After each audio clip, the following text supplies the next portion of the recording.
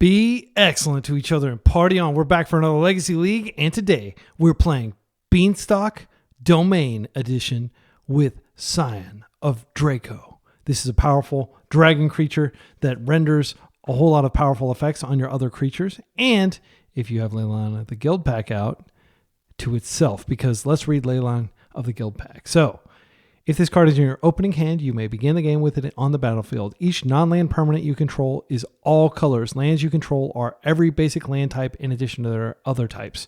That's pretty chill. So with Leyline of the Guildpact out, this becomes a 2-mana 4/4 flyer that has all those abilities, and I'll just read them real quick. Vigilance, Hexproof, Lifelink, Trample, and First Strike. Pretty awesome, and your other creatures are too, which we don't have that many other creatures because we're a control deck, but we do have 2 Endurances. This is good turn 0 interaction for graveyard strategies, and it's a good creature. And Glarb, Calamity's Augur, Death Touch, 2/4 for black, green, and blue. You may look at the top card of your library at any time. If you may play lands and cast spells of mana value 4 or greater from the top of your library. Pretty chill. And you can even surveil too, so you can manipulate what's on top of your deck. So you can put something like a Force of Will on there, or Leyline Binding, or you can just put Guildpact on there and then just cast it if it's there, because that is 4 or greater. We've got beans that can also be cast off Glarb, and a lot of things to trigger the beans. Let's count them real quick. So that's 4, 7, 11, 15 cards that trigger Beanstalk. That's a lot. And we have the domain mana base. We are playing an island here. We don't have to play an island, but one of the cool things about Guildpact is if it's in play, even if your opponent Blood Moons, technically your non-basics are mountains, but your island can tap for any color because it is still a land that is not overridden by Blood Moon. And I hope that that's how it works on MTGO, but that's my understanding of how this works. So we do have Xander Lounge and Underground Sea to get us domain and to cast our Glarb, but we can cast Glarb off any lands if we have Leyline of the Guildpact in play. We have a Singleton Tamio. She's great as a one-of just because you don't have to worry about drawing multiples, which is like the downside of her being legendary. That, and she's Karakasable, of course. But I think she's a great one-of in pretty much any blue deck. You just never know when she's going to deliver a ton of value. Speaking of value, again, excited to test out the beans. If you haven't seen this card before, it's awesome. I've already got like 5 or 6 leagues with this card in it. It's the real deal. It's awesome. And of course, it pitches to both endurance and to force. So does Leyline of the Guildpact. So, sideboard, we got a couple Hydroblasts. For Moon Stompy, we've got a couple Force Negation. I'm actually playing 2 Force Negation main deck just because I want to have tons of 0 mana interaction to keep us alive early while we assemble our combo. I've got 2 Thoughtseizes here. These don't come in Wasteland matchups. As you'll note, we only have really 1 black source and then the Xander's Lounge, which is not very reliable because it comes into play tapped. But against like combo decks, it comes in. We've got 3 Force of Vigor. These are great against Painter style decks, against Moon Stompy, things like that. We've got 2 Carpets for tempo matchups. We've got a Lavinia. We've got a Leovold. I love Leovold, and he's really good here. And then we've got 2 Grafdigger's Cage. Because we're not playing Uro, we can play the superior graveyard disruption spell, which is Grafdigger's Cage. This is hands down the best thing you can do right now in the meta if you just need to disrupt graveyards, and it gets cast off any color. So I have a full sideboard guide in the video description, which you can check, and we'll be referencing it throughout the league. We're going to play a full 5 rounds as always. See you in round 1. Round 1, we're up against the Lawler's Tank, who is a known combo player. Quite a good one. This does have the combo, but they're mulliganing aggressively. I don't think we can count on the combo doing what we needed to do here. I mean, I think it's greedy to keep this when we think they're likely on oops. If they're not on oops, you know what? I'm going to keep this for science. I think we're going to get oops, but if we don't get oops, we're going to have the combo on turn 2. And we do have a Brainstorm to dig. Wait. No. I don't. I was about to put that on the bottom. Let's put this island on the bottom. How about that? Yeah. Okay. Can you imagine how this is my first ever like Leyline effect. I don't think I've ever done this on MTGO. I don't actually think. Well, yeah, I've done like Leyline of the Void. I think maybe. Okay, once upon a time. So they may be on Eldrazi, which I don't think Eldrazi is going to be able to beat Scion. Oh no, Balustrade Spy. Yeah, we're dead. They probably have the mana to do it. Unmask. Yeah, they can definitely take my Draco. They probably actually take Brainstorm if they have the combo. Felmire untapped. Okay, so we're dead.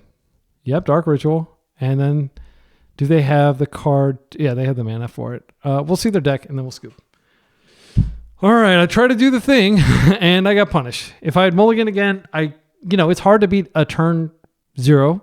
That would have been turn 0. They were on the play. We didn't get any cards or anything. Let's take a look at their deck. So they are, a very heavy combo player. And they know what they're doing. So they're probably on the very best possible version of this, which does include Thoughtseize Oracle. I don't see the Memory's Journey, but I presume it's in hand. No, wait, they don't have anything in hand. Are they just not playing Memory's Journey anymore? Yeah, I mean, it is a few cards. I guess it makes sense not to play it. There's the Dread Return, though, and they are going to have the Narco moves. How many, let's see, Poxwalker. They only have one Poxwalker that I see. Okay, well, I don't really have any other observations. Oh, 2, yeah. I don't really have any other observations. It looks like they're not playing the Force Effect, the Pact. All right. So I'm not going to complain about Oops. A lot of people have said in the comments they don't want to hear me complain. I'm going to shut up and I'm going to play my cards. Let's see what we can do here. So we do have, of course, 8 Force Effects. That helps. Thoughtseize is quite good. Lavinia is quite good. This is, by the way, the first thing that you should plan for when you play Legacy. Just expect to get completely trounced by this broken deck. Let's go over to, here it is.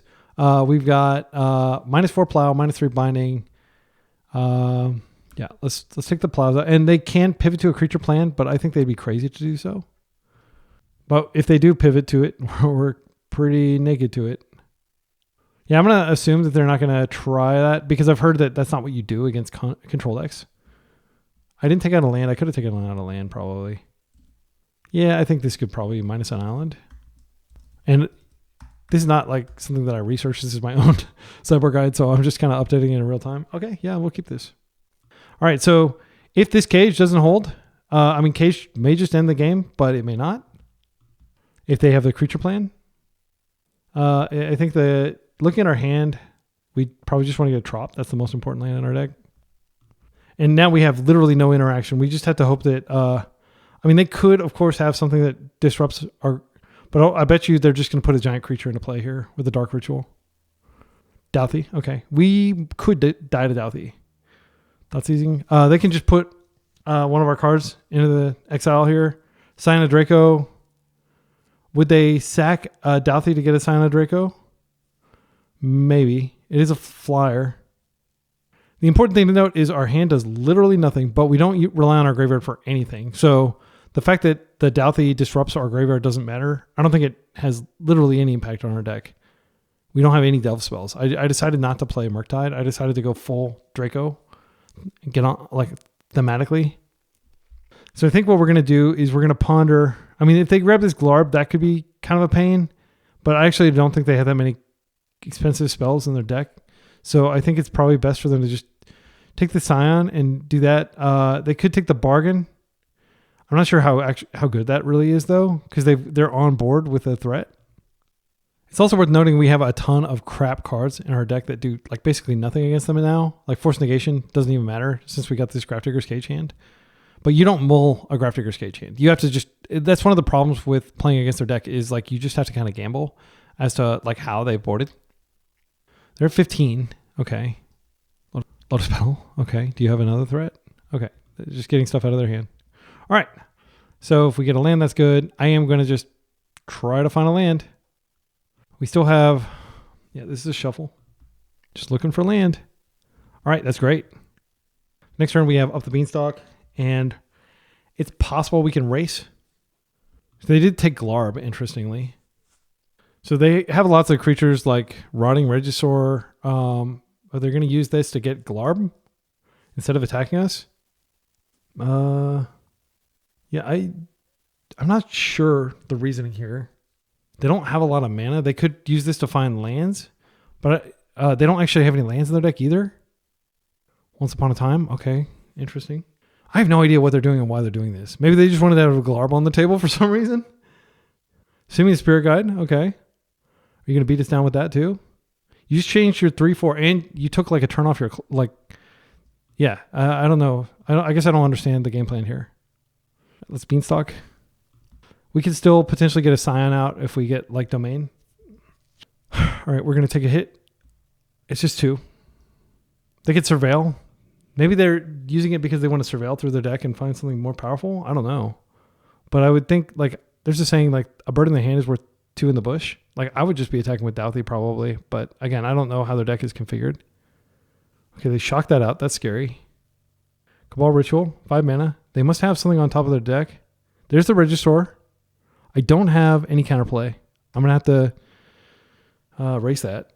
So it's like a 2-turn clock, so 9. Yeah, it's actually slightly more than 2 turns. Like, we may get a 3rd turn if we don't do anything. Okay. Did they find the Regisaur off of Once Upon a Time? No, they got a Simian Spirit Guide. Okay, so their hand is Simian Spirit Guide, I believe. No, yeah, it's in their hand. Okay, Strand is good. So let's see. We go get Bayou, and Draco is a 4-drop. I think we Beans here. Then next turn, we'll almost certainly have a land, so we can play Scion. But Scion is just a 4/4 that doesn't do anything. But we can Scion twice. Yeah, I'm going to lean into the Beans here. Got to lean into the bean. We have 1 turn cycle, like basically survive. We could get Xander's Lounge, but it doesn't work. Doesn't give us quite what we need. I am going to go ahead and just grab the Underground Sea here. Yeah, because it's 4 mana for Scion. Yeah, we don't have a Bayou in the deck. Okay. So we'll just go get Savannah if we find a fetch. We do have 1 Leyline Binding left in the deck, I think. All right. Let's take a Force of Will. And Tamio can chump for a turn. I think that's actually better than Brainstorm. Because we can just chump every single turn. They're not going to be able to resolve any more spells. So next turn is land Draco. Draco chumps. We draw a card. I thought I took the Tamio and not the Brainstorm. I must have misclicked. I'm sorry, my excellent friends. That was a punt. Okay, so they discarded a card. They're hitting us for 9. Let's go get Savannah. We can actually Draco twice. No, we can't. We can Xander's Lounge. No, we can only use Draco once because it's going to cost 4. I'm going to get the... If we get this... No, we have to survive. So we're going to get Savannah here, and we're just going to Draco. And hopefully this finds a land for next turn. Beanstalk Trigger. Really? Well, no thanks. Might make sense to just pitch a Force Negation at this point. It's worth noting that they have to sacrifice this. No, wait, they don't. Okay, so we got a Ponder here. So if they don't have cards in hand, they don't have to do anything. Okay, Endurance. That is a chump for next turn. So we're gonna take 2 here. If we can find a fetch, we can go get the Surveil land and then or the other card. Touch and go. My goodness. 3 life. This doesn't have trample. It's just really big. Running Regisaur. Baragorf. Okay. So feeling super duper dead here. Yeah, they went full creature plan on us. And the thing is, like, they may just switch back next turn. Okay, so options. We could potentially find a land. I'm going to Brainstorm. We're going to hope to find both a fetch land. So I could fetch, and then I could Draco. I'm going to fetch and then Ponder. Hope to find Leyline Binding. I mean, I can only find 1 Leyline Binding. Wait, I could Brainstorm.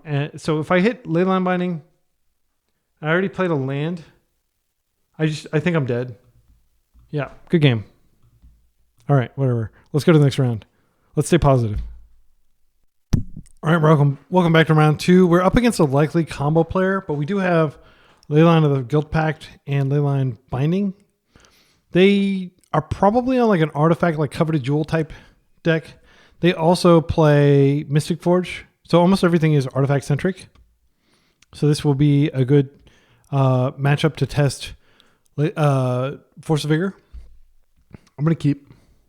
I think to some extent, like unless you're up against Oops, which we were last round. If you watched it, it was unfortunate that we got paired with them.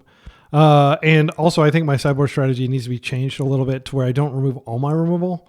I think I could have left some Leyline Bindings in and taken out a few lands. So if you look in the video description, you'll see there is a sideboard guide. And I'm going to update it to where we're taking out. All right, our opponent is playing the Grim Monolith. Once they see Leyline of the Guildpact, they can be pretty confident as to what we're playing. Mystic Forge, okay. I'll look forward to binding that. We don't even need a fetch. I'm just going to tap for... this is pretty chill. Check this out. Yeah. Let's say no to that Mystic Forge over there. Okay, and apparently they like their top card because they didn't activate it. So we'll just chill. Next turn we can Surveil. We don't have to keep the fetches as our lands. There's Urza Tower. Okay, another Monolith. They are really heavy on mana here. Do they have... Oh, the One Ring. Yeah, that's great. Sorry. I'll try not to be sarcastic. It's just like a... Yeah, okay. All right. Now we dealt with one must answer card. Can we deal with the other? Beanstalk. I think I'm just going to Beanstalk here. And I don't know what else to do. We don't really have any other options. I think it's the best option. Green. If we draw a Force, that's good for us. Beanstalk comes in. Draw trigger. Okay, another Leyline. These are not good to draw. We do need to find a land. The fact that we're not fetching does increase the likelihood of drawing a land. And literally any land in our deck is fine here. But they have Urza Saga. They have lots of mana. All right, I'm going to Beanstalk again. Oh, no. I clicked it out of habit. Sorry, my excellent friends. That was a misclick. I'll just grab a Tundra, I guess. It doesn't really matter. I don't think they're going to interact with our lands. So let's add green, colorless. I mean, at this point, like, we're so far behind because they had the One Ring that, like, I don't think there's anything we can do to win. Like, Scion is going to be great next turn, but I don't think it's enough. We will be able to raise constructs, but they're probably going to be able to have some other top-end type win over our Draco. We do get double trigger, so we might be able to draw into like a Force there. I do think we're going to be much better off subsequent game. They got 8 cards in their hand. There's no way they don't have a win. Yeah, it sucks that like when we finally get the combo, and this might be why I'm the only person that's playing this deck currently. There's one other person that I found in the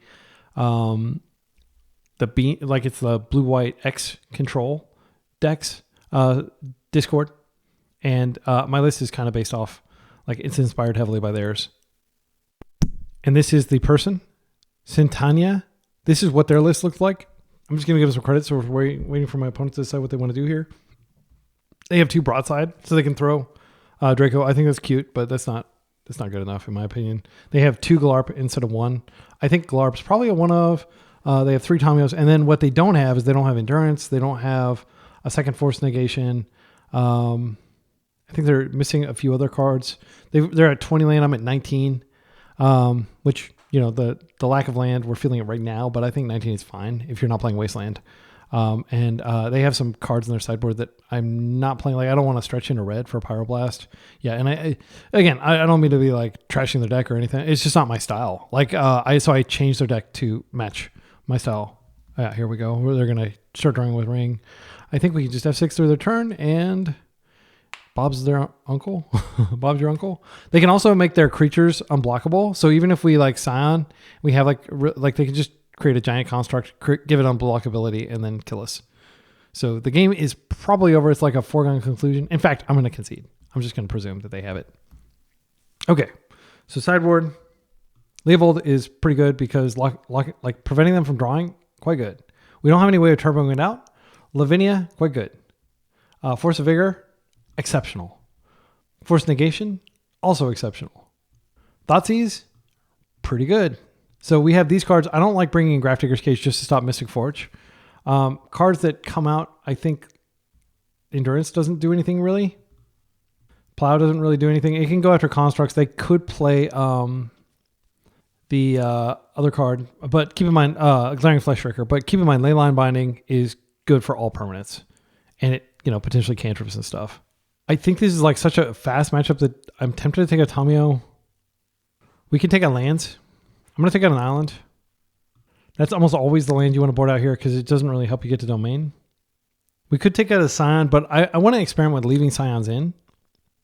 Because, like, my theory is if you get these 2 together, like, even though we've gotten them together in 2 of the 4 games that we played so far, 2 of the 3 games that we played so far, that you just win, but you actually have to have a turn. So, you know, as crazy as it may sound, a flying 4/4 with vigilance, hexproof, lifelink, first strike, and trample may not be good enough for legacy. that may be true. Okay, so let's see if we want to do anything else. I mean, Glarb is cute. He does pitch to both. He pitches to Force of Vigor. That's a reason to keep him around. Currently, in terms of green cards, we have 4, 12. Yeah, 12 green cards. So 15 green cards. I think that's good. Yeah, I can't really think of what else to cut. I think Tamiyo is less impactful than a Thoughtseize. I realize we're going really lean on creatures. Lean on win cons. Like our win con is literally Scion at this point and Glarb. I don't want to cut Glarb. So we could take out a single force negation. We take a Leovold is a win con too. This out. I think Thoughtseize is better than force negation number. All right. So we're on the play. This is not a keep. We're looking for Force of Vigor. This is a keep.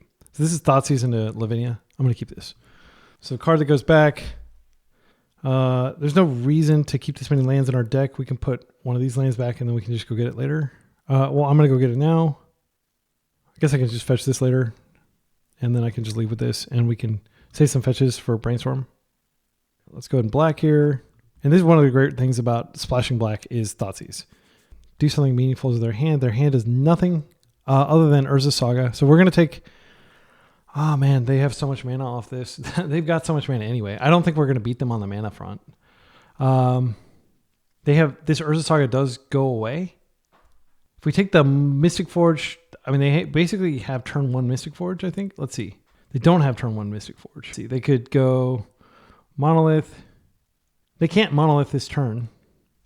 We could take the key and leave them with the Mystic Forge with the presumption that they're never going to get to 4 mana, 4 lands. They could have K command to kill our Lavinia though, but they wouldn't. They need to cast it for 4.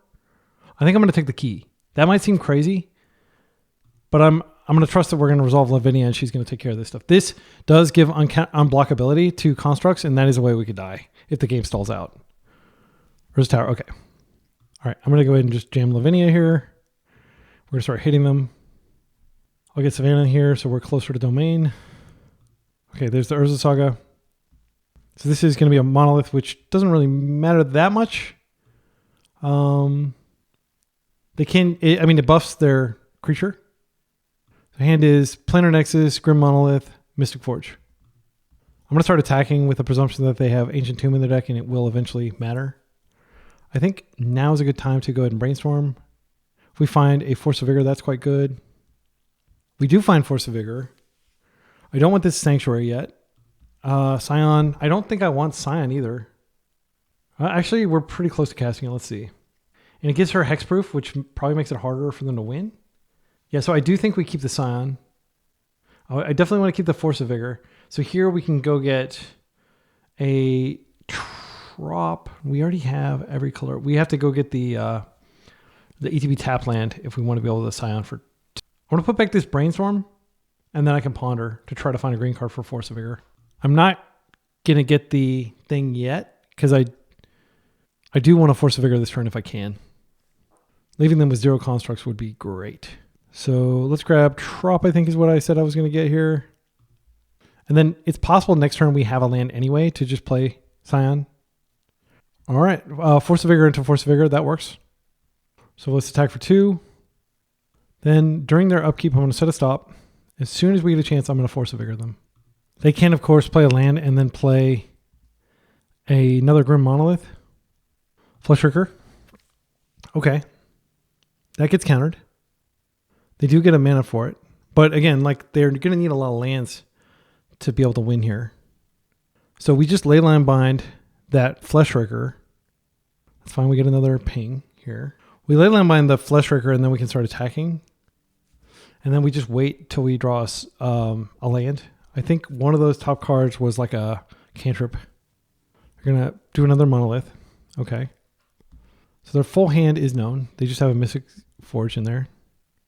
They did do a lot of damage there to us, but I don't think it's going to be enough. So a lot of the draws are bricks, but they could just draw another Urza Saga and we're right back to being screwed. A lot of this comes down to like how lucky their top decks are. Urza's Workshop. Okay, that's a good top deck for sure because that's the third land. Okay, I'm going to ponder.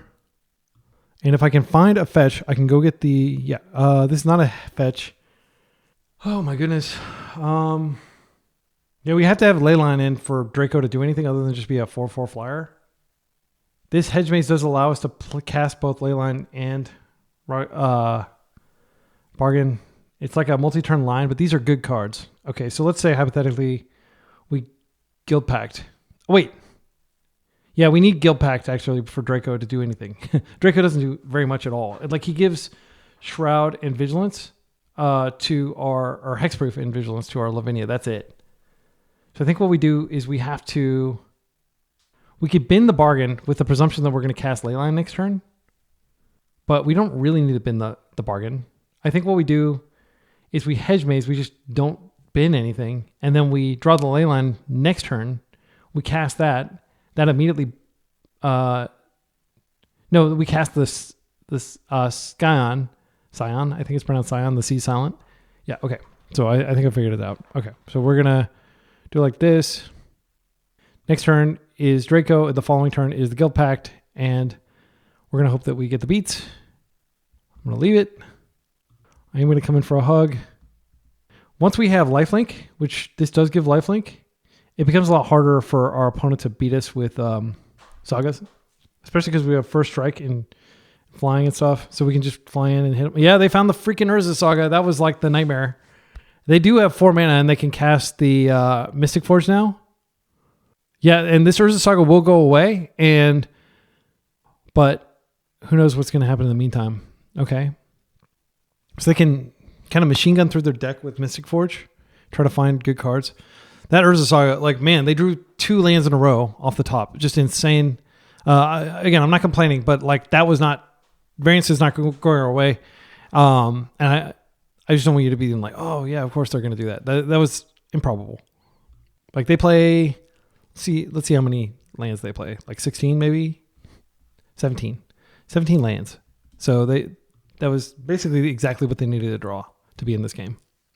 Because when I took the Manifold Key instead, my presumption was, okay, we've got several turns. Defense grid. That's fine. So we're going to have to do a lot. Lavinia is going to have to do a lot. She will have Hexproof starting next turn, but if they find a K command, they can use it and they can exile her right now. She's vulnerable still. They do not have any more keys, so they have to have K command now. The One Ring. Okay.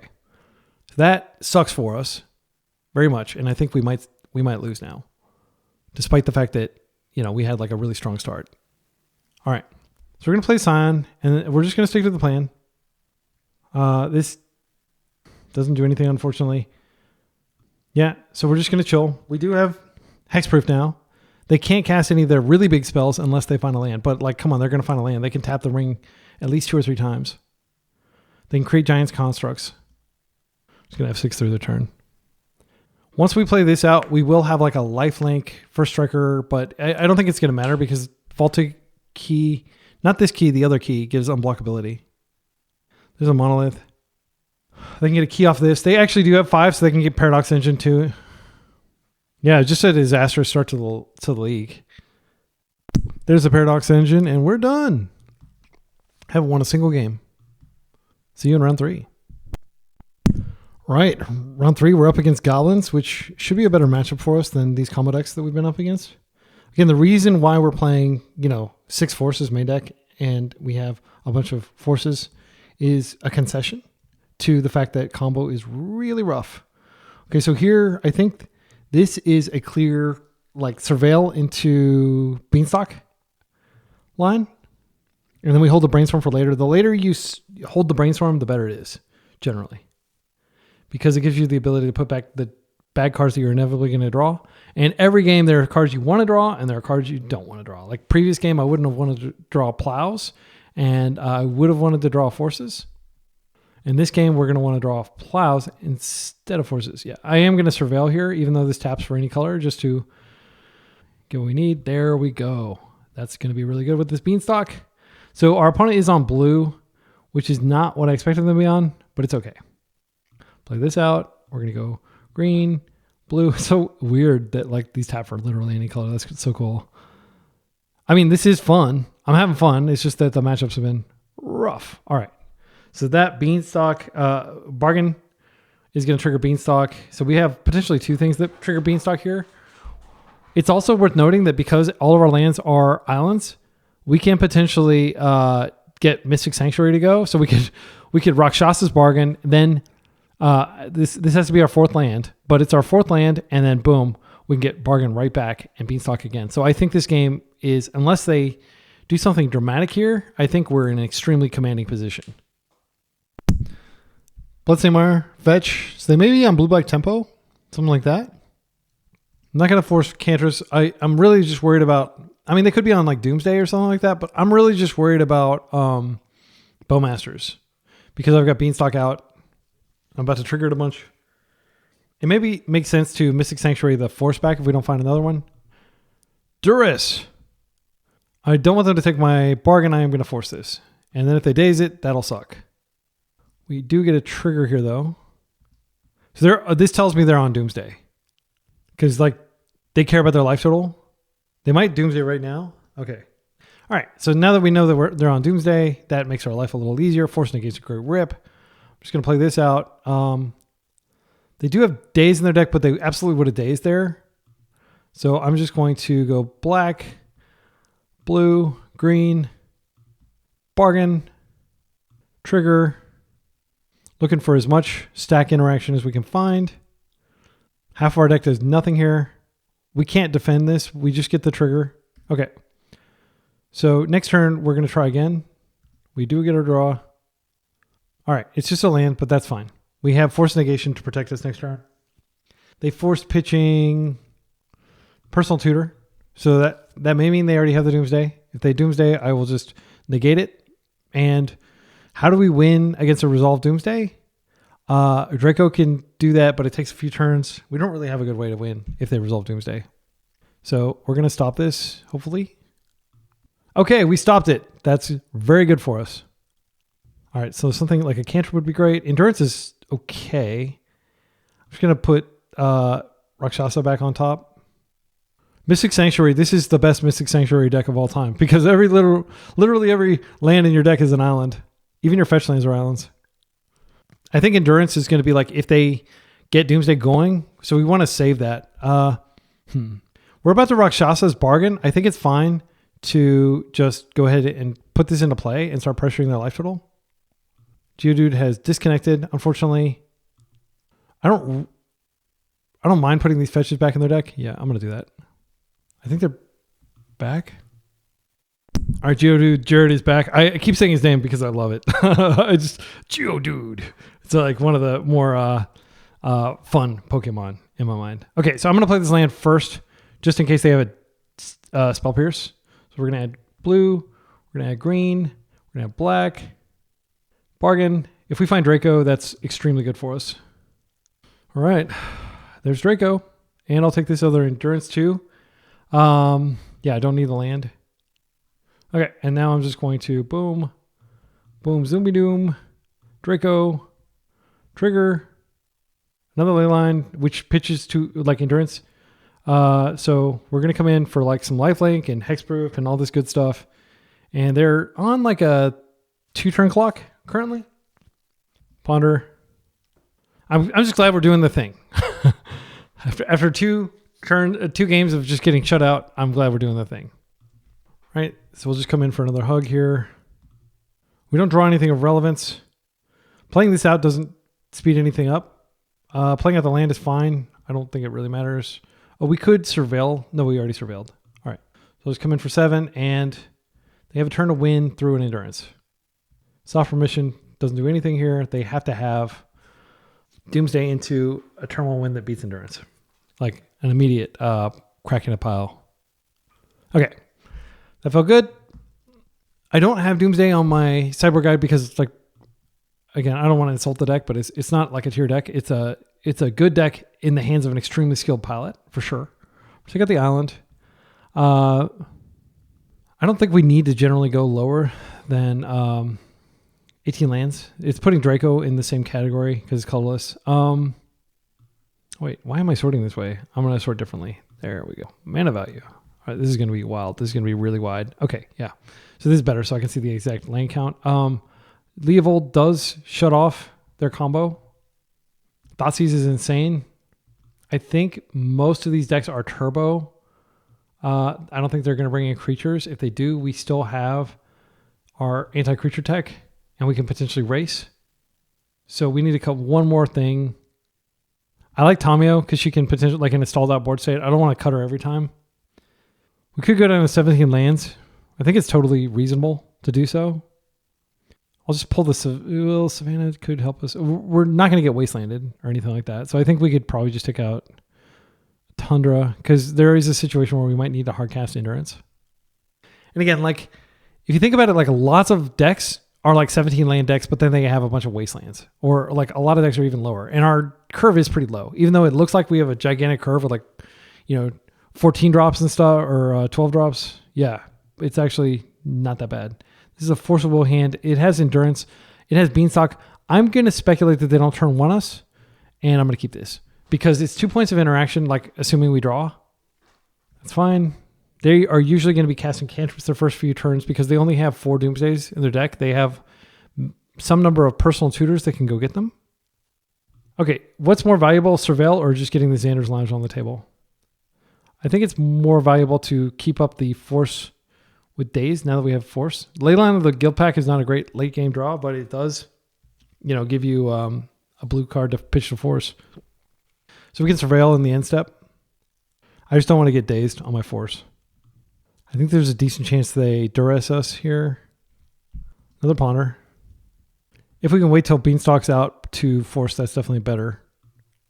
Okay, so we're just going to Surveil here. We're looking for more stack interaction. Like, wouldn't be opposed to Lavinia. Lavinia's not fantastic against their deck. Actually, Lavinia may not belong in here. I don't think it really stops that much. It stops their counter magic and it stops Lotus Petal, and it makes their I know it seems weird, but I'm actually going to bin this. We don't need it for anything right now, and I want to find more forces, but at the same time, it'll be good. It'll be good. Yeah, it'll be a good way to reload if they stop our up the Beanstalk. And because they're a combo deck, I'm not actually going to force to protect Beanstalk. There's a decent chance it just gets dazed. So if we take the Savannah, it gets us closer to Domain and to hardcasting Endurance. But I think Tundra does the same thing. I'm going to get the Savannah just in case I have to hardcast this Endurance to beat face. I don't think we have any like double color requirements in our entire deck except for Endurance. I am going to Beanstalk here just because if they daze and it sets them back a turn, that's great. If they counter this, that's great too. Okay, and if they don't counter it, that's even better. Okay, and we have our 4th land, so we can cast... we can't cast Bargain next turn because we don't have black untapped. So what I'll do is I'll probably go ahead and play Xander's Lounge and just hold up Daze Protection. Once I play Xander's Lounge, I have Binding Up, which does cantrip on Beans, so I can potentially draw into another force effect if I need to. All right, our opponent's back. They are peeking at our hand, which is permitted. They get to draw a card. It's like a Gitaxian Probe that you have to pay mana for. All right, it looks like my opponent's going for it, and I think we just let them, and then we attempt... Like, they wouldn't be going for it if they didn't have some sort of disruption here. So we're going to wait for them to cast the Doomsday, and then we'll force in... yeah, I mean, they're going to be able to do it. I'm not going to... Well, if I force, I could actually draw into another force effect. It's unlikely, but it's possible. I don't care about them taking my Endurance. Even if this does resolve. Okay, and now they're going to Doomsday. And they have to do this without knowledge of our hand. They have to... well, actually, they peeked, so they do... But they don't know what the card I just drew was. Okay, so here's the Doomsday. Oh, another Dark Ritual. Okay. It's a lot of mana. Doomsday. Okay. They have a lot of mana. I presume they're going to just be able to win here. I'll be back soon whenever they've finished their pile. All right, so they have passed the turn. We have plenty of time on the clock. I stepped away to pump up my son's basketball for basketball practice. So let's... I'm sure you love hearing about random errands and stuff that I'm doing around the house. Okay, so 1 force, 2 force, 3 force. They may have a force in hand or in their pile, probably in their hand. So the BCD FOP is the acronym I use. Buffalo Chicken Dip FOP, overdressed for the occasion person. So they didn't put LED. They're doing a slow pile. They don't have Cavern in there. That's interesting. So I think their plan is to force my Endurance. Ponders. There are 3 Ponders accounted for. I wish I could sort these so bad. MTG, please make that feature. No, I see all 4 Ponders. Okay, days, they usually have 3. 1, 2, 3. I don't think they have any more dazes. Duress. They don't seem to be playing Thoughtseize. I see 2 Duresses. The Duress wouldn't be good here because we have a creature. Yeah, so again, I just want to count one more time. 1, 2, 3. They have a Shelldock Isle Juke as well, which they're not using.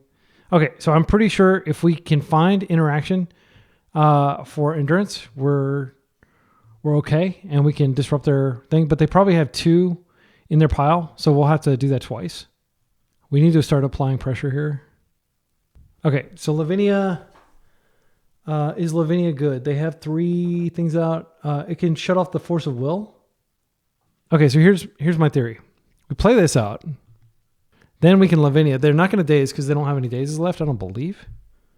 Then we have Domain for Leyline Binding next turn. And then we just play out the Lavinia.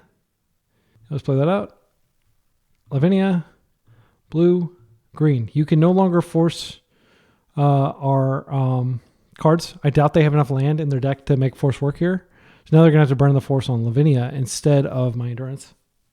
If they even have the force in hand, it may be in their pile. Okay, they did have it in hand. I was right. Okay, and Flusterstorm entered the...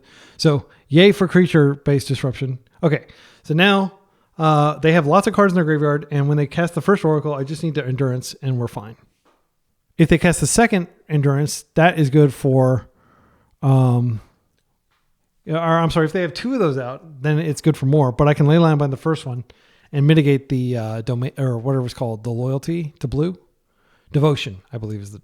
Okay, there's a Thoughtseize. So I think in this situation, they're going to almost certainly take our Endurance. If we put this in, we essentially buy like several more turns before they can start winning. I don't think Leyline of the Guildpact does what we want it to do. I'm going to give them a choice. Maybe I just give them a choice anyway. No, I need to put all this stuff into their deck. Just to make it like take a lot longer to get to it. But I'd be putting a Force of Will back in their deck too. This is tough. I don't think Leyline of the Guildpact is going to get past period. We already have Domain. But they are at 8, and I could beat them down with Endurance. I'm almost certain they're going to take Endurance here. Yeah, I'm going to use this. Just to potentially buy us 3 turns. So now they have a 6-card deck. And they probably have a land in there they can fetch, so it's like a 5-card deck. Okay, and now they get to choose between these 2 permanents. They're probably going to choose the Bargain. Okay. So now we have Leyline Binding, which can interact. That's it. Let's see if we can draw something good. Another Leyline Binding. Okay, cool. Yeah, so we're just going to chill, and we're going to bind their things when they come into play, and they have to have a completely clear pile or they lose. All right, so they're going to go fetch the other land out of their deck. All right. Force Negation, ridiculous draw. We can Leyline Bind and Hardcast Force. So we know that the actual force is still in the bottom 3 of their deck. Ponder. I do think we ponder just in case we find something good here. We could find a Thoughtseize. No, wait. Yeah, we have Thoughtseize in our deck. There it is. Do we want a Thoughtseize or do we want to bargain? I think we bargain, and then we're going to have enough cards to Thoughtseize. Let's bargain. Or oh, wait. We might find a land, and then we could cast Thoughtseize. But we have to find a fetch for Underground Sea. Yeah, I think it's doable. So let's do this. No. We're going to go blue, black, green, bargain. We'll take 4 cards. Or 3. We get to look at... Yeah, let's see if we can find a land. We do find a land. So the cards I'm going to take are this and this for Force Negation. And now I can go fetch the Underground Sea and I can Thoughtseize. And I think it's worth doing this now. Actually, you know what? I don't think we can do this. Because, okay, so there is a Nightmare scenario. And the Nightmare scenario is they have 3 cards in their deck. They just cast it. And we lose because we don't have a force effect. Oh no, I didn't think about that because we may need to leyline the first one. And in fact, I wouldn't be surprised they already had one in hand and they're going to draw another card. And I think, yeah, because, so maybe we need to ponder instead. That means that we won't necessarily have Force Negation up. I'm going to go ahead and Thoughtseize, and I'm just going to hope that they don't try to cast it. But I think we're probably here. So we're going to take the Thoughtseize Oracle out of their hand, but they'll have a second one. Well, I'm going to take the Street Wraith. Yeah, I think we just lost. Yeah, sorry, my excellent friends. We still have another game, and we'll figure out how to beat them there. They're passing. Holy cow, this is so good. Okay. We didn't necessarily lose. Okay, so first things first. I'm going to go ahead and cast a Ponder. Force of Will. Brainstorm is good. I think I hold. So we can counter one of them. We can double Leyline Bind. So we Leyline Bind the first one. The second one we force. And they're going to have their own force, so we have to force back. We can Leyline Bind, draw a card, and then we have force up. Their Devotion to Blue is going to be 1. So this goes on the stack. They scoop. Oh, did we already win a game? Okay, I guess we already won a game. Yeah, they didn't know. I guess they only had 1 in their pile. Okay, so I was like, had they gone for it last turn, we would have been dead. I'm not sure if they had it in hand. Anyway, Geodude, Jared, I hope your connection improves. All right, we're now 1-2, having won both of those games against Doomsday. Granted, our opponent was a relatively inexperienced Doomsday pilot who mainly plays goblins, so I wouldn't weight that too high. See you in round 4. Round 4, we're up against a likely Jeskai control player. We have access to our mana. I think we can do better than this. I think we need to be aggressive. If they're on, their name is Combo Bisque. They were on Jeskai Stoneblade 3 years ago. That's literally the only information I have about them. I think in a blind, you keep this. I'm not wild about it because if they are on Jeskai, this is totally sclerotic. Unlikely to really accomplish much of anything. Our deck is capable of so much more if we have the lane line combo. We're definitely incentivized more than a normal Beanstalk deck to mulligan. But mulliganing a Force of Will, a Force Blue card hand that has 3 lands in it in your control deck, I think that's beyond the pale. All right, if they get a basic, then I'm going to be yeah, basic. We're up against Jeskai. Now Spell Bomb, sure. So this tells me they're probably blue-black, which is not as bad a matchup as, yeah, so let's go ahead and get let's get our Hedge Maze. We're just going to start digging. The fact that we have Plows, if they are on Bowmasters, that's important to be able to deal with the Bowmasters. I don't want that. I want proactive stuff. Decks that played Nile Spellbomb, you can trust that they're going to be relatively slow because a fast deck would just go over the top of graveyard strategies generally. My hope is that they play out a creature this turn cycle that we can plow, like a Nethergoyf or something like that. Nile Spellbomb is frequently found in Nethergoyf decks because it does feed the Goyf. Strix is irritating, but I will allow it. Actually, this might be the best our force gets because it takes them off 2-for-1 and stops them from having a permanent on play. I don't think if they're playing this also denies them Kaito. It feels wrong to do it, but it's a 2-for-2. Maybe they interact and then we just plow it. Doesn't feel like a strong play, like forcing a Baleful Strix. But again, they're not going to necessarily have better stuff to do here. We are days protected, so they have to force back if they really want this. Okay. I'm going to go ahead and get the one that taps the Triumph 1. And they're going to have a very clear idea that we're on Rainbow Beans. It feels so much better to say Rainbow Beans than 5-color beans. I don't know if that's just me. Okay. So this isn't a window where we can brainstorm, and I think we should. We'll tap this. We don't use black for anything except achieving domain. Okay, Draco can actually come out, but I don't want to deploy him this turn. Endurance, maybe good against their deck. Probably okay. We could go get Savannah, and then we can cast Endurance. I think what I'm going to do is I'm going to put back a Plow, and then I'm going to... Plow answers the same thing that Endurance answers, but Endurance does give us something on the board, and once Scion's out, it'll do a lot. I guess my instinct is we can definitely Tomeo here and hopefully bait their interaction. Scion can't be killed through conventional means that black has access to, like Fatal Push You really have to, and it doesn't go for the throat doesn't work either. It has to specifically be, and Dismember does work actually. Oh yeah, and Scion isn't giving any abilities to any of these creatures. It's just a 4/4 that does nothing. Well, it does give hexproof to our Tomio, which is not nothing. Okay, so I think I've convinced myself to put away the Endurance. They could be on Reanimator, but I doubt it because again, combo decks usually don't bother. The other option is we could redraw these. So what I'm going to do is I'm going to stack like this. And if I get the vibe that Draco is going to be good, I can play him out. But a 4/4 that doesn't do really anything, a 4/4 flyer that doesn't do anything else isn't necessarily good enough, even if it's only 2 mana. Endurance at least clears their yard. Yeah, I think I'm going to stack like this. And then we'll see whether we want to draw. I'll play this out, and then I'm going to play Tomio, and we're just going to chill. And they're probably going to interact with Tomio, and that's fine. We did think really hard for a long time there, so we got to mind the clock. This is a matchup that could go to time. Scariest card in their deck is probably Kaito. Nethergoyf or Barrowgoyf would be annoying. Okay, they're on Esper. Pre-war to get their Baleful Strix back. That sucks. We can plow it, but they've gotten value already. So they are on Esper Stoneblade. I actually posted a list in the Esper Stoneblade Discord recently. They might be playing that list or something very similar. So I think we just plow this out of the way and start creating our clues. They will have a lot of stuff they can do, like prismatic endings and stuff. Draco is not particularly good against plow decks unless we have the Leyline out. Without the Beanstalk, I do think we shuffle it away. I'm going to go ahead and clear this. I am glad I kept these plows around because they will be somewhat useful. They're not fantastic when everything our opponent casts is a 2-for-1, but we will be able to take out like Bowmasters and stuff like that. Okay, so we're going to get Savannah here to get all our colors and to have green for Hedge Maze.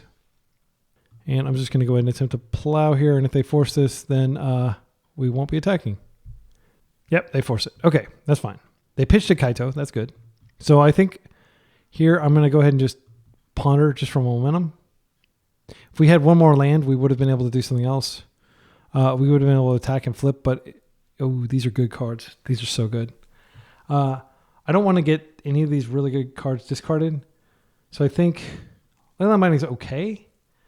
It's not actually that exceptional here. I think we put it back. We do want the Rakshasas bargain. So I'm going to put this into the Rakshasa pile that'll draw next turn. And I'm just going to play an island. And now we have Daze Protected bargain next turn. And we'll just attempt to plow first next turn, see what happens. I do definitely want to get Leyline and Guildpact out. Like having a hexproof Tomio is not nothing. And Endurance would be hexproof as well if we have both Draco and Leyline. And Draco will be great. Draco's great when Leyline's out. He's just not that good without it. No reason not to attack for 3 here. They may be thinking about whether they want to put a Kaito in, but I would be surprised if they're playing more than one Kaito in the 3-color deck. I bet you they're playing a card like Teferi instead. Because one of the things, if you're splashing white, you might as well get like Planeswalkers. The same reason we're playing one Tomio. It's a redundant effect. And you may not want, like they pitch casted Force with Kaito though, which makes you think they may have a second Kaito. That would be pretty bad for us.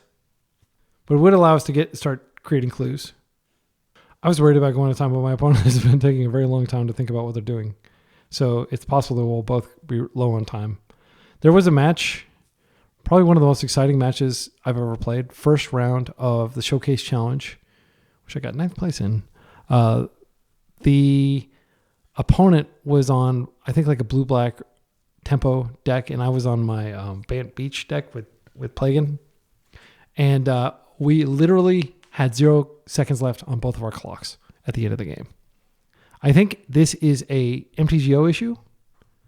Okay, I have a great internet connection, but MTGO is not registering that. Oh, wait, it did. Okay, so my opponent has disconnected. We've had 2 opponents in a row disconnect, and our first opponent, Lawler Stank, was complaining about lag. They said, lag. This is how you spell lag in internet speak. Lag. Extended vowels, which are much better than extended vowels. All right, we are going to not block here, and we're going to see whether they have Kaito. Doesn't look like they do. They have 3 cards in hand. So, if they have a force, it's good to, I mean, they could be playing days. They absolutely could be playing days. I think it's much more likely that they're not playing days. They forced last time. Okay, they just take it. That's good for us.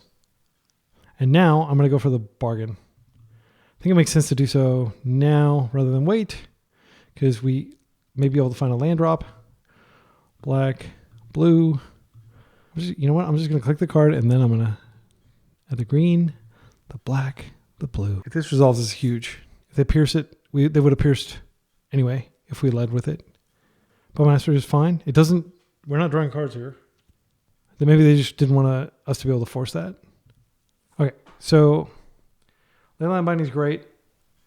I think Scion is better than a Brainstorm here. I think both are better than a land here. Yeah, we're going to do that. All right, and we're going to take a hit, but they can even equip Pre-War and do a little extra damage. But once we have Scion out and we Leyline Bind the creature, like if they equip the Pre-War to the Orcish Bowmaster, I'm definitely going after that, you know? They're going to probably just, hit our graveyard. This doesn't matter to us. We don't use our graveyard for anything. They're just cantripping. It's a very slow cantrip. It does mean that we won't have anything juicy to return with Tamiyo, but I think that's the extent of our concerns here. That's worth noting. That might be some sort of interaction spell. Another Pre-War. Oh, they're just equipping. Sorry. I thought they were casting another one. Okay. I have seen decks with 2 Pre-War, like dedicated black-white decks. Yeah, I definitely, like the best draw on our deck, Plow would be good. Leyline of the Guildpact. If we Leyline first, we take a lot more damage. I just want to get rid of the Bowmaster, and then I'll play the Guildpact, and they'll have a chance to kill it if they have exactly like, I don't know, some big mana spell that kills it. Actually, yeah, we do have all the colors. We could just play it out this turn. Yeah, I'm going to put that there. If they have a Teferi, it's an absolute beating. If we play out the Draco, then we actually have something going on, though. They could have a Merc, and that would be something they would keep. So I think it's fine to just Endurance here and then swing. And then we have a blocker, and we've taken them off the potential of a Merc. And then we'll just Leyline plus Scion over 2 turns. And I'll come in for a hug. And their Pre-War Formalware suited up Orc Army is still not going to be big enough to get through my Endurance. So we won't take damage next turn, hopefully. If they have yet another Bowmaster that is catastrophic for us, we still have not cashed in any of our clues. Brainstorm. That is a card to keep. I wouldn't be surprised if that was the one they saw on top last turn. Okay, they're fetching. A lot of mana. Oh, just Pre-War. Yeah, that's fine. And if they attack, that means they have... I just have to take this because they have another Bowmaster. They wouldn't do that otherwise. It wouldn't make any sense at all. My life is running a little bit lower. Leyline Binding number 2. Don't mind if I do. All right, so what I think we do here is we Scion, because we have to get rid of... I mean, we don't really actually care about the Bowmaster. We just care about this Orc Army. So I think I am going to go ahead and just Scion here, because we do have 1 mana Leyline Bindings anyway. Okay. Now I might as well come in for a hug. Again, it's going to be painful to use these, but it won't matter if we... I think there's a extremely high likelihood that they go ahead and Bowmaster us at the end step. Once we have Leyline of the Guildpact in play, assuming it doesn't get countered, then we're hitting for a whole lot, and we've got lifelink going. It's fine. A lot of land. They have Plow. Stoneforge. That's fine. They could go get Caldra. They do actually have the mana to equip Caldra, which is scary. Like they could manually equip Caldra, even if we remove the actual token. They get Assimilation Aegis instead, which they can hardcast. Okay, so I think we let this resolve. They're probably going to remove our Scion, and then we just Leyline Bind that. In step, or we Leyline when they attack. They don't have the mana to cast. So I think they're going to take the Scion. Every time I say Scion, I think of like it's like the Toyota Scion, I think is a car. Yeah, so now they're going to come in for combat. Maybe not. If they have Spell Pierce, then they're in a very strong position. It does not make sense to attack. Okay, I am going to go ahead and get this back now. It makes sense to just grab this so we get our creature back. And then it won't have... yeah, and now we can leyline, and then we're going to gain a ton of life, and I think we're going to win. Okay, and this is good because this gives us Daze protection, which, again, I don't think Daze is in the cards here. Actually, you know what? I'm going to use this ability here to cast it. We're going to pay green, blue, pay white, green. Okay, it worked. All right, please don't force this. If you don't force this, we win. If you do force it, this game will be a lot longer. All right, now we're going to go for a hug. They all have vigilance, and lifelink, and trample, and first strike. Let's attack with everything. This feels pretty powerful. Yes, this is the moment we were waiting for. Finally, we get to Voltron them. We've assembled our combo. Our life total changes pretty dramatically. We gain 7 life. Yeah, I'm just going to pass with nothing in hand. But we do have lots of cards we can draw. I suspect they still have that Bowmasters they can use, but I don't know that it's going to be enough. Our creatures do have hexproof. I don't know how they win from here. Caldra would not be able to race. In fact, I can just F6 through their turn. I'm not representing anything. Merc would be bigger than all our stuff. Okay, Merc. That's how they win.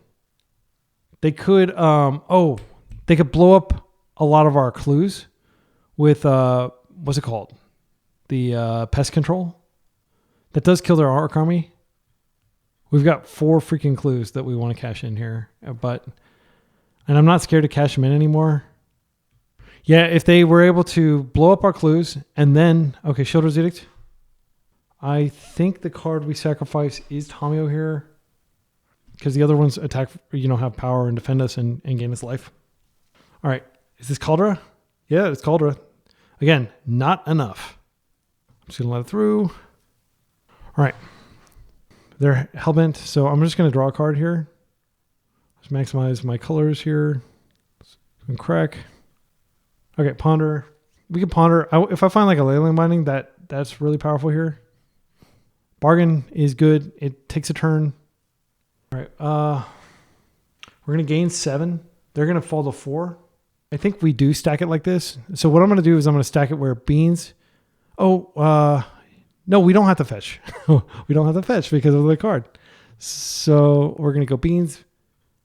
Oh no, I wanted to not draw bargain just in case they have like a Thoughtseize, but it doesn't really matter. Yeah, so I'm going to go ahead and go boom.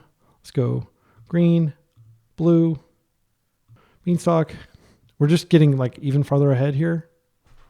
They could still Murktide, but we're going to have like a lot of action going. We can play a land. Okay, I guess I could have bargained. No, I thought I was going to draw beans there. So we should attack every turn. We have vigilance. We gain 7. They're at 4. We're going to pass.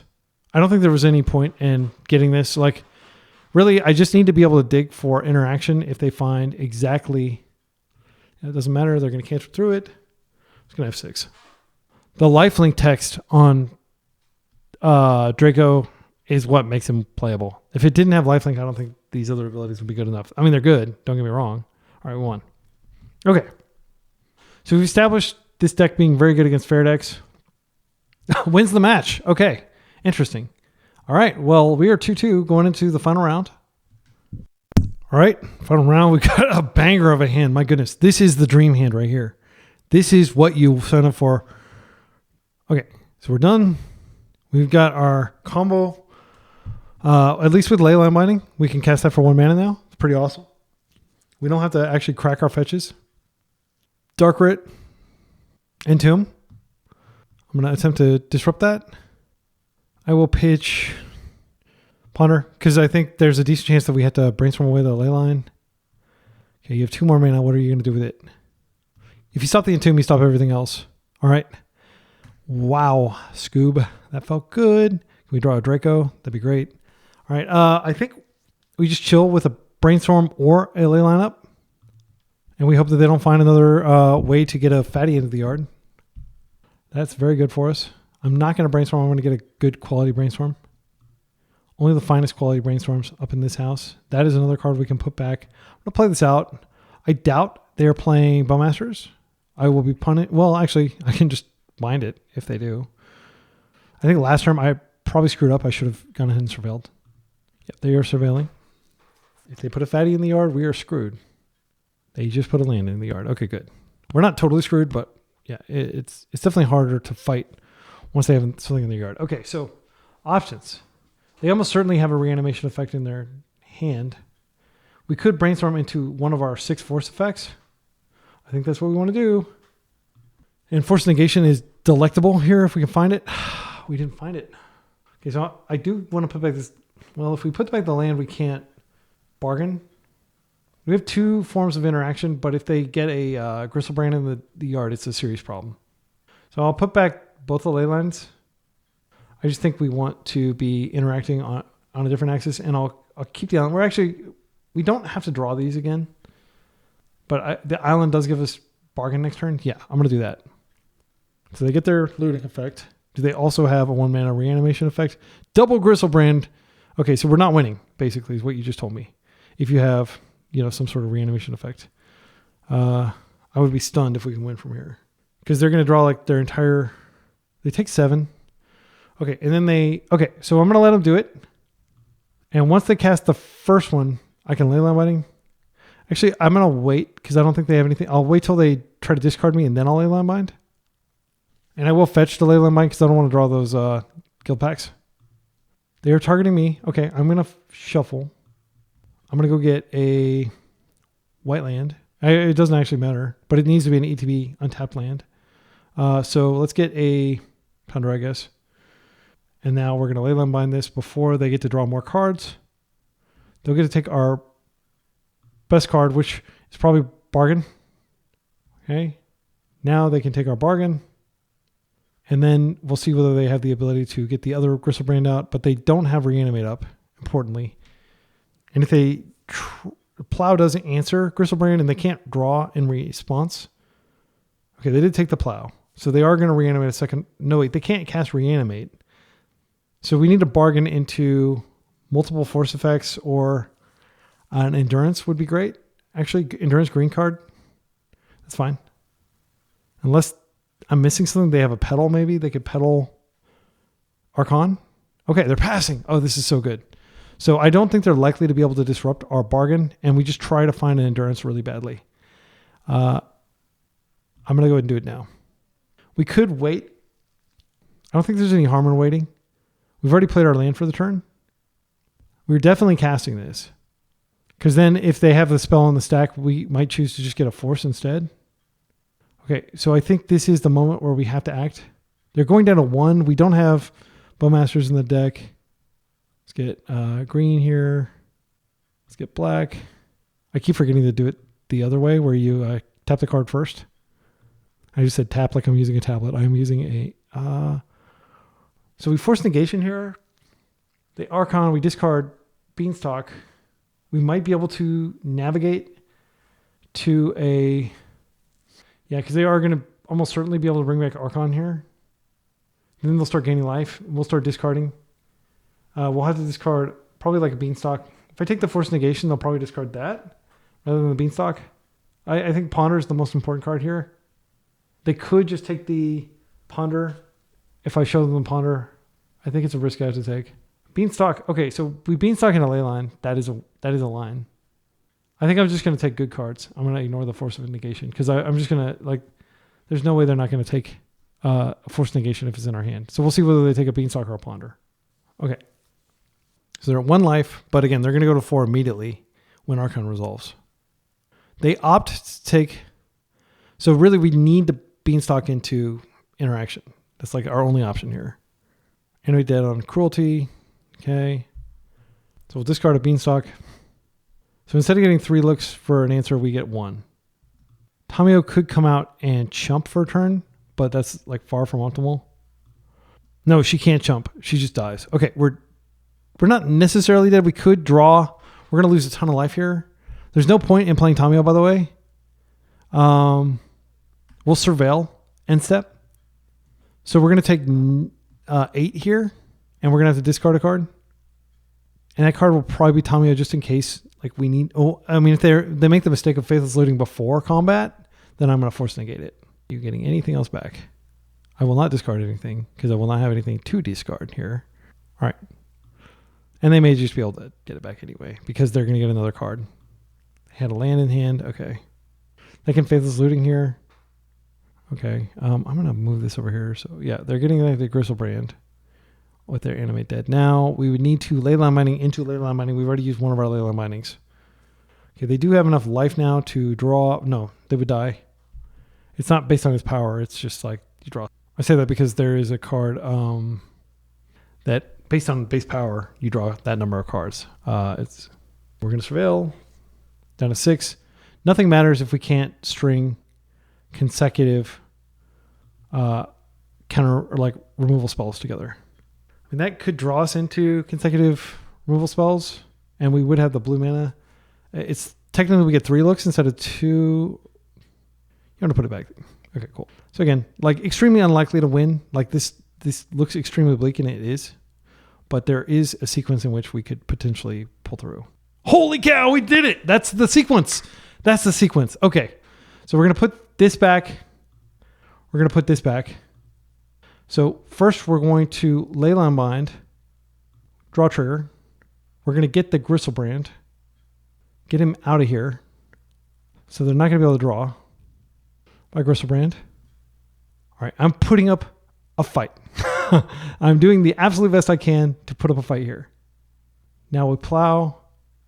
My opponent's probably like, unbelievable. Okay, they're fetching just to surveil. See if they can put some other fatties in their yard. Maybe they will be able to. Yeah, Chancellor does it too. Chancellor's a pain. All right, and if they have another reanimation effect, we're back where we began. But we are alive. The top card is Force of Will, so that's not going to get us anywhere. But we couldn't shuffle it away. All right, and if they reanimate here, then we're just going to concede. They have Faithless Looting to help them find it. They have 2 Faithless Looting now. I imagine they are going to be able to find a reanimation effect. They probably play 12. They put in the tracks in the yard and a Chancellor. Okay, so they're just looking for a reanimation effect now. And we have to go 2 turns, unfortunately. Yeah, good game. All right. Let it be known that I put up a fight, usually. I rarely prematurely scoop. And I think that was a situation where even as dead as we were, there was still hope. So this matchup does improve for us post-board. Leovold shuts off card drawing. I don't think it's good enough. Thoughtseize is good enough. And these Hydroblast and Force Negations are good enough for sure.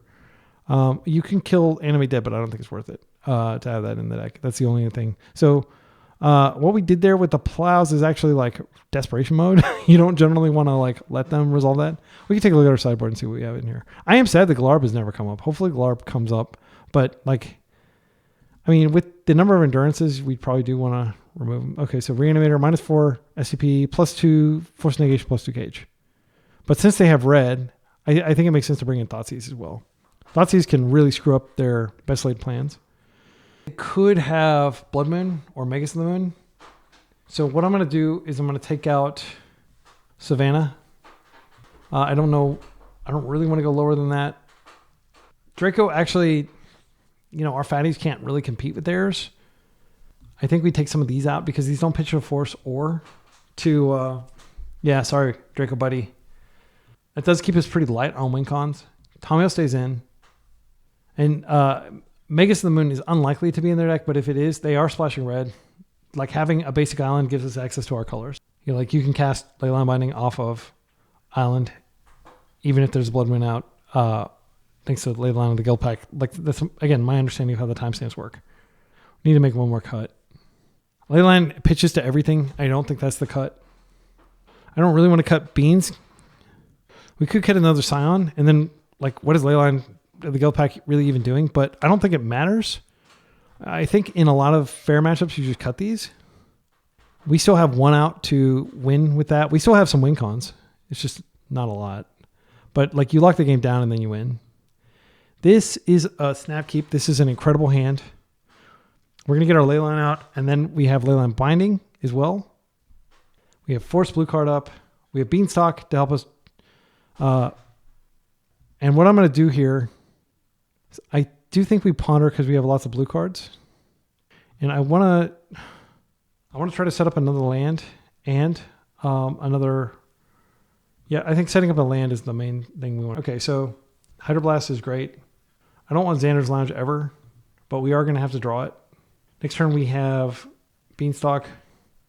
Yeah, I'll just take the Hydroblast now, just as a force pitch, because I think Tomio is probably better. Like, Hydroblast is marginally playable against their deck.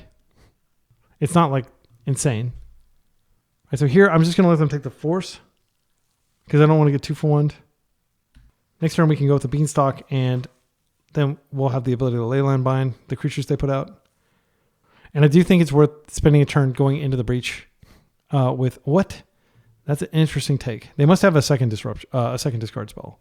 That's the only thing that makes sense to me. And of course, we're going to have Beanstalk. Man, why don't all lands tap for 5 colors? It's just so nice being able to just choose whatever color you want. All right, and we could play this. We could cycle it. I think it's probably going to be like a later game cycle, assuming we have stuff. I'm going to stop that. I mean, we'll have to stop it again later, but we're cantripping here. You always stop the enabler. You want to be Reanimator, don't let them get fatties in their yard. Holy cow, that's a great rip. We just need another blue card and we're in a happy. So they're like 1 mana away from being able to flash that back, and we'll stop that too. I do think I want to have this land out, and I think I want to go ahead and go for discarding them. We have Leyline Binding up, which also cantrips. Okay, so they don't have anything to do here. Borrower is kind of annoying. Show and Tell doesn't matter because we have Leyline Binding. They can still draw cards and stuff off of it. If we take the Dark Ritual, they can't Faithless Looting. I'm fine with them Dark Ritualing to Faithless Loot. I don't want this Brazen Borrower because it potentially bounces our Leyline back to hand, and I'm not ready for that yet. Like, I'd have to recast it. I don't know. Show and Tell could be dangerous if they draw something, because like if they're in search of a monster, so they don't have a reanimation effect. Assuming they don't draw anything, Dark Ritual into Faithless Loot, or they'll Faithless Looting next turn anyway. We discard the Faithless Looting. They have to Dark Ritual in order to Faithless Looting, but then they have a black mana left to reanimate. If we take the Dark Ritual, it does stop them from showing and telling, and so, yeah, I don't know. This is a really tough one. Leave a comment with a timestamp if you have feedback. Any money, no. I think the safest thing to do is probably take the Show and Tell because they don't have a reanimation effect or a fatty currently. But if they find a fatty, they do have the mana to deploy this. Yeah. And if they bounce this Leyline, it's not the end of the world. We actually have all but 1 color, so we can Leyline Bind for 2 mana. And that'll give us a blue card for Force. And I probably will pitch it to Force. Okay, they're discarding the Borrower. So that would have been a mistake to take that probably. They found and an Unmask. So their hand is Dark Ritual to Unknown. And they didn't find a land apparently. That's fine. I mean, this is Hardcast Force Negation. But we probably want to force just to draw deeper into our deck. I'm going to let that happen. Show and Tell. I mean, the simple thing to do is just counter it. Blue, blue, blue. I like keeping Force up, just more interaction, because we Force pitch Force and we may not draw something that's relevant to interact with them. Okay. This gets our Surveil land. It gets us closer to Hardcast Force. I'm going to play it out. And we could, like, in theory, like Leyline Bind into a Force of Will. That would be a desperation play. All right, I'm going to go get our Surveil land. Actually, we could miss. I think I'll do that play later when I have 5 mana. I think actually that gives us Hardcast Force. I think we want that. Okay, and then what we can do is we can put a Force on top and we can Hardcast Force. That's 12 minutes to win 2 games. End step, we are going to go ahead and do that. We're going to get another Force of Will. It's going to be loaded up here with our cantripping Force of Wills that can be hardcast. All right, your move. I mean, like, they're drawing cards and stuff, but like the card quality of the cards we're drawing is insane. So it's not like we're just standing still here. I will counter that and draw a card. And all right, and it's a Force Negation, so we can force the second time if we need to. That's great. All right. When they draw a land, they are going to start being able to flash staff back. We're just chilling, waiting for one of our many win cons, or waiting for a Grafdigger's Cage, of which there are 2. We don't actually have that many win cons, but we have enough. That does not get cast. Or it does not get played. We're chilling. I do want to force just to get deeper into my deck here. If they flash back Faithless Looting, I could just Hydro that. They are doing this to themselves, pitching Avacyn. I think that's fine. They put a Gristlebrand in the yard. So we have perfect information about their hand. They have Chancellor. They have the creation of Avacyn. Is that the card that you just pitched? Yeah, so they don't have that. That's a cool card. They have a Reanimate. Do they still have the Dark Ritual? Yeah. So I just go ahead and blue, 2 mana, and we're going to force this. And this won't be an issue once we get to... So I think we have a Thoughtseize now. I think their hand is Dark Ritual Chancellor. Okay. Yeah, very slow. Slow beat down. We can take the Dark Writ. I don't think that's worth doing. Because it's... Well, I could play this out. I think we just wait a turn. I'm going to wait a turn. Maybe I shouldn't play that out, but that does allow us to shuffle our Brainstorm later. We could still lose if we don't draw one of our win cons. We have one Draco in the deck that wins over the course of several turns. We have 2 Endurances. That's it. We have 3 win cons. But we can generate so much value that they can't keep up. I'm going to just blast that, and they can do it again next turn. All right, that's a good. Let's go green, beans, green beans, draw, Draco. All right, let's play him. Double draw trigger, and we win. I'm trying to think of how we don't win. We have Force of Negation. Yeah, we're just going to have to hit him like 3 times. They're unmasking me. I think this is fine. They may just be unmasking me to get more information. They chose Force of Negation. Okay. I mean, we could Brainstorm. They don't have Archon in the yard. They do have Gristlebrand. Creation of Avacyn. Okay, search your library for a card. Exile it face down and then shuffle. Turn the exile card face up. If it's a creature card, you lose life equal to its mana cost. So we get a whole turn. So we can just leyline this.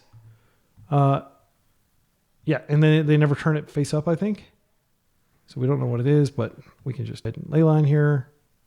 So they never get the second chapter. Yeah, I think this is not the right card to play against Leyline of the Void decks. We'll triple double beans here, and we'll just hit that. And I wouldn't be surprised if they scoop here. But yeah. Go to combat here. We're getting some life. If I can find a way to accelerate this game, it's probably worth it. Okay, Force of Will is great. I'll just do this. We can just Thoughtseize them. We have tons of life. Just reduce the likelihood of them doing stuff. They do have Faithless Looting. Sure. Yeah, I actually knew that was in their graveyard. That was a misplay for me to do that. But it is one less card that they have to discard. So I'm just going to force this. This. Guildpact. We don't need another one. I'll keep the Brainstorm. Double draw trigger. Okay, I should have shuffled those away. That was a misplay too. Sorry, playing loose. I just presumed the game is over, but it's not actually over, technically. Like they could get a Gristlebrand out. They are low enough in life that they're not really going to be able to do much with Gristlebrand if they get him in. But I do want to go ahead and just find another force. I think that'd be great. Okay, there's a force. And an endurance. Actually, I'll just take the endurance. Okay, and then we'll attack. And then whenever they try to do something, we can just endurance them. And I'll play another land just in case we need to Brainstorm for some reason. And I think it's fine to just go ahead and get this out so we can win. Now they see that we're playing endurance. We are giving them some additional information, but yeah. There are 2. They have no graveyard. Game is over. Okay. So, Draco was insane there, but he came out super late. We are kind of low on time. I kind of want to put a second Draco in. Show and tell, like, Leovold does stop draw triggers, but he dies to Archon. Everything dies to Archon, unfortunately. I do think we're too light on win cons. Leovold could beat down just like the other guy, but they're not going to be targeting our stuff, so really all it does is make Gristlebrand not draw them, their deck. The fact that he pitches everything makes me want to bring him in. I think on the draw, we could cut these Thoughtseizes, and it's unlikely that they get a creature in. We didn't see any pivot creatures, like they're not playing. We could get in a situation where we do need to Plow and Force Negate like we were. I would love for Glab to be relevant here. Do we want a second? I mean, this is more creatures, but we are kind of low on time, so I'm going to do that. All right, let's do it. This is not a keep. It doesn't matter how many forces I have in my hand, and I don't have any here. I don't keep it unless I have land too. This is insane. This is absolutely insane. Let's keep this. I don't know that they have an answer to Grafdigger's Cage. They can still show and tell. Endurance is really good. We don't have a green card to pair with it. I think we have to force their discard spell, and then we have to Grafdigger's Cage, and just hope that they don't have a turn 1 with protection.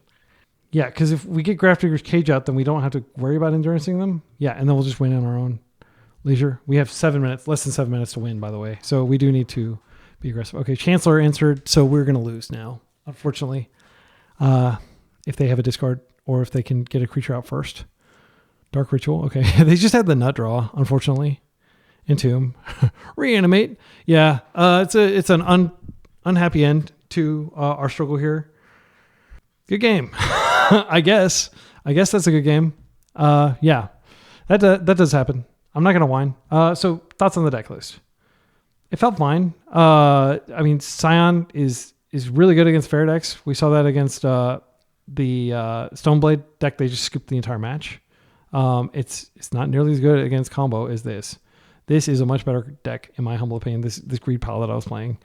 So will I experiment with Scion again? I'm not sure. Like this deck right here feels incredibly powerful, and I did not feel that same way with Scion.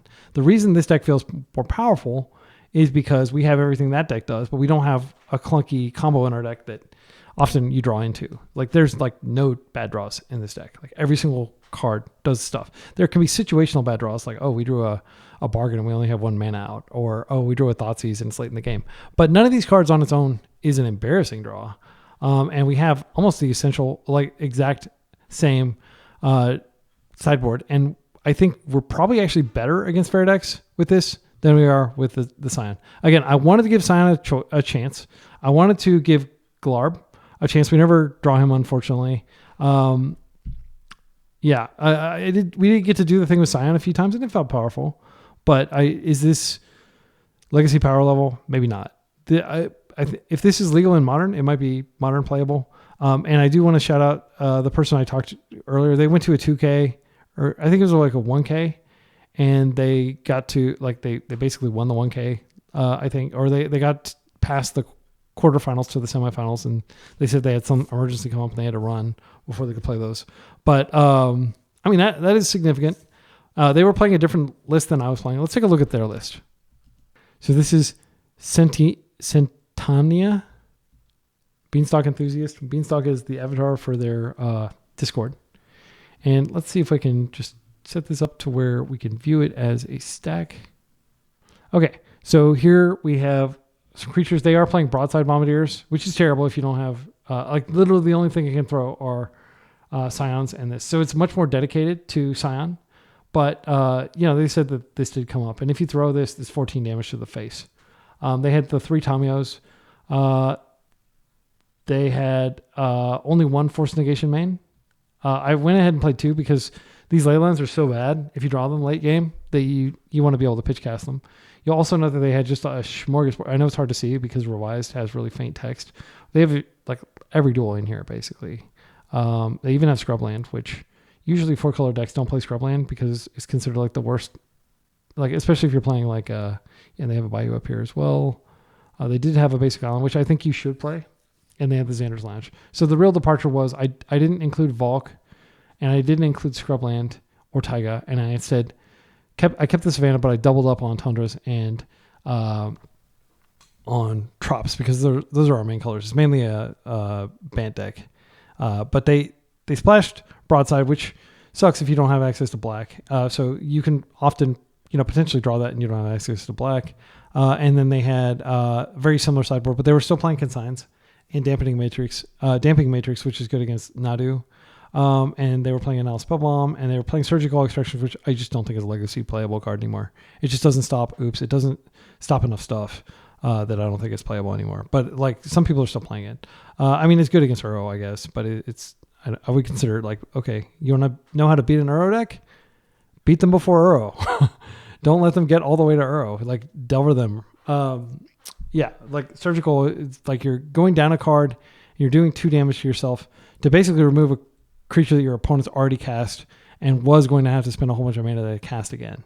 Pyroblast in a deck that has 2 red sources seems pretty iffy considering that you're probably going to want to bring that in against Delver. Actually, they have 3 red sources. So that's kind of like my little unsolicited deck clinic. But I do think that the build that we built here, again, I'll show it in MTGO. I do think this is fine. If you're looking to play like a more combo-y Beans deck. But again, I'm not convinced that Draco's Legacy power level. And it's because in Legacy, your AB combo needs to win the game. It needs to be Show and Tell into Omniscience. It needs to be Nomad into Nadu, basically, like in order to be worth it. Because the difficulty of playing an AB combo where either side can be disrupted, and Scion does not do much at all if you don't have Domain. Like even if you get it out for 2 mana because you have Domain, it's just a 4/4 flyer with no abilities, unfortunately. And that's not Legacy play. Like if they printed a card that was a 2 colorless mana 4/4 flyer, I'm not sure that people would play it. Like it doesn't pitch the force like Delver does, and Delver's a 3/2 flyer, and it pitches the force, and it's 1 mana instead of 2 mana. Yeah, so I'm just not convinced that on its own. And Leyline of the Guildpact felt amazing when we had it in play, but like there was that dubious keep in the first round up against Oops all spells, and I had the combo, and I was like, if they're not on Oops, we win, but we didn't because they were on Oops, right? And then there was that extremely frustrating game where we had Lavinia, and we basically, because we're not playing any Wastelands, we can't keep the land count low. If you look at this Greed Pile, is what I'm calling it, it does have, am I going to have to move this every time? It does have 3 Wastelands. So you can keep your opponent from casting their powerful stuff by just keeping them under the 4 mana they need to cast the One Ring by wasting them repeatedly and regrowing the Wasteland and stuff like that. Witherbloom Command's awesome. It gets rid of the keys. This deck, I think, it does much better against combo than what we were looking at. What we were looking at is kind of like win more for fair, is my assessment. So again, I hope that's not too harsh. If you are a fan of the deck, I encourage you to continue to brew with it. Maybe my build is not what you need to be doing. Maybe you do need to be playing cards like Broadside Bombardiers in your otherwise control deck, so that you can maximize the utility of Draco. Because I mean, Draco is, if you like, okay, maybe hitting somebody for 14 is good enough, especially because like that's like a lethal combination. But it just, I don't know, it doesn't feel like the most powerful thing you could be doing. And I think what the most powerful thing you can do in Legacy, if you're playing a control deck, is just play purely good cards that are not situationally good, but are just like Leyline Binding, literally any permanent, right? And probably draw a card. Thoughtseize, literally any card in their hand, and pay 2 life that probably doesn't matter in the grand scheme of most matchups unless you're up against Delver or Eldrazi.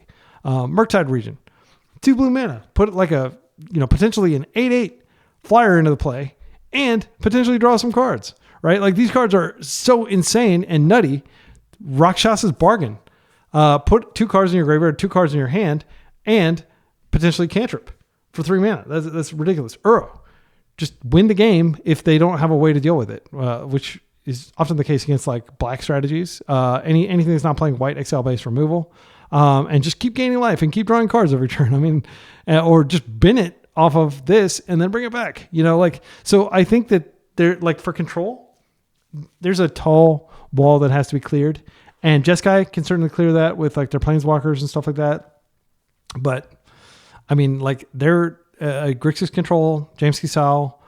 People often cite that as like, oh, control is still viable. But I mean, they're playing like lightning bolts in their control deck. Like lightning bolt is not that great of a card. Like you have to, like the reason James Kisao wins a whole lot is he is an expert at playing that deck, and he knows when to pivot to basically being the beatdown.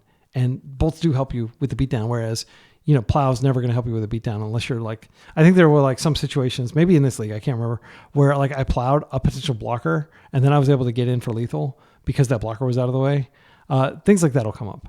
But overall, that was in the Moon Stompy matchup, I think. And it just won me a game. It didn't ultimately win the match because, and by the way, this deck is also extremely cold to specifically Magus of the Moon, which Moon Stompy players play 4 of usually. I just want to tell you that like if you are interested in playing Green Pile and you can't stomach like getting paired into Moon Stompy and just getting destroyed and having like a single really bad matchup, this isn't the deck for you. And I'm not saying you need to get tougher or something like that. No, really, I think that it's totally reasonable. If you want to always have okay matchups against everything, you could play like Jeskai, but Jeskai is going to get trounced by combo in a way that this deck is not, but it's not going to lose to Moon Stompy generally. So you have to kind of pick your battles. If you just want to win against everything, I would posit that this is a good start. And yes, you can win against Moon Stompy. It is very hard, but that is the only matchup that is like a really nightmare matchup. I think most other matchups are, even a favorable. And I say most. There are certainly lots of decks that I wouldn't want to get paired against, but anything that's playing like, something that I can Force of Vigor. Like I ended the game yesterday by Force of Vigoring their 2 Seed of Synods, and they just didn't have any more lands. And the game ended turn 1. They just conceded. It was their turn 2. That would be my assessment. I'm going to be, if you like this video, I did publish 2 leagues with it. I'm going to keep publishing more. I think this is my main deck. Like I might go back to Bant Nadu, but like a lot of people were like not reacting well to Nadu. And I can understand why you don't want to watch people like, okay, we're in the proverbial garbage time where like my opponent won't concede, but I've won and I'm just Naduing off. That does happen sometimes with this deck, but really I just want to showcase this amazing new card. And a lot of people may say, oh, just jam it in traditional Bug Beans. Pokemoki already figured it out. Just do what Pokemoki says. And I want to point to the awesome video I did with Pokemoki of Bug Beans. That I think that might have been before Frog was banned. I can't remember exactly, but I do really, really love Leyline Binding, and Plow is nice too. And I just don't think the Bug Beans.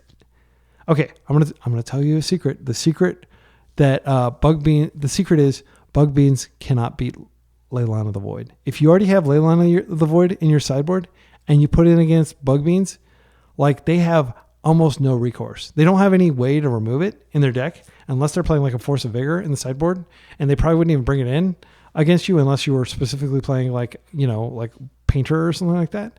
And they can't cast their Murktide, and their Bowmasters, which they may have 2 or 3, aren't going to do anything.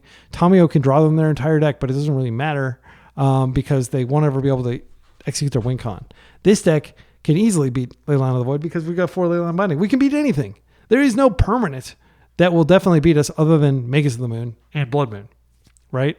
Even if they get like the Harbinger of the Sea. We have a couple Mercs of our own. It's not a death sentence. Rakshas's Bargain can be cast for 1 blue and 4 colorless, right? So we can still dig and find the Merc. And I haven't had to win through a Harbinger of the Sea, but I bet you this deck winning through Harbinger of the Sea is probably a lot easier than Bug Beans winning through Leyline of the Void, which comes down turn 0, and you can't interact with it. There's nothing you can do. You have to bounce it out of play or destroy it. So, I mean, maybe there'd be some convoluted line where they get like, a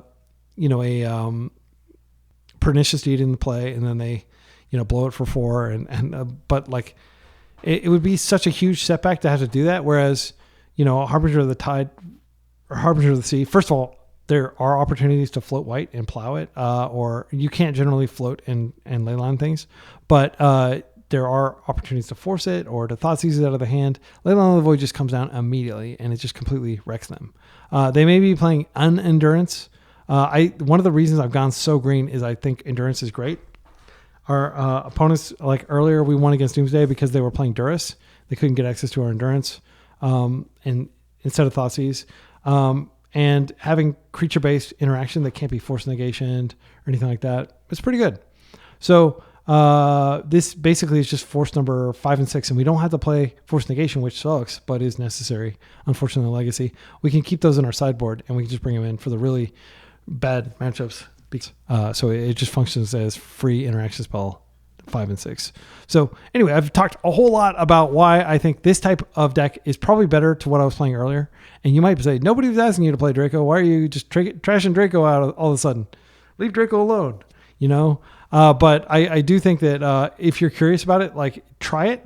I was curious about it when I was like, oh my goodness, this is the new beans. Like look at how many things you have to trigger to the beanstalk. But this is my first outing with the deck, and I can just already tell you, like, I want to be open-minded, but it just doesn't feel nearly as powerful. So that is my subjective opinion. Feel free to disagree. Leave comments with timestamps or feedback on my play where like, yeah, you lost because you punted here, not because Draco sucks. And I would love to read those, and I will never shoot the messenger if you have feedback to help me be a better player. With that, until next time, be excellent to each other and party on.